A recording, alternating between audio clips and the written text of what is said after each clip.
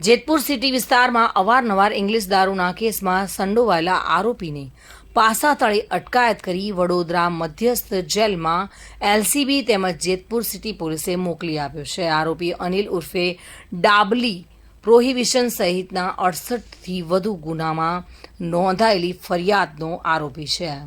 ગુજરાત પોલીસના 100 કલાકના એજન્ડા અન્વયે રાજકોટ જિલ્લાના જેતપુરમાં અસામાજિક ગુંડા તત્વોની યાદીમાં અનિલ ઉર્ફે ડાબલી જેનું નામ સામેલ હતું અને તેને પ્રોહિબિશનમાં અવારનવાર પકડાયેલ આ આરોપી વિરુદ્ધમાં પાસાનું શસ્ત્ર ઉગમવામાં આવ્યું છે.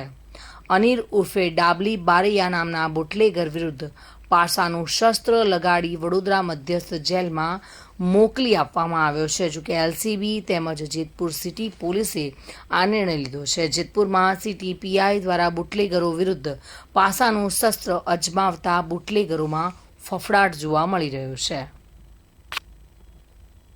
સુરેશ ભાલિયા સાથે bureau report, today Gujarati news.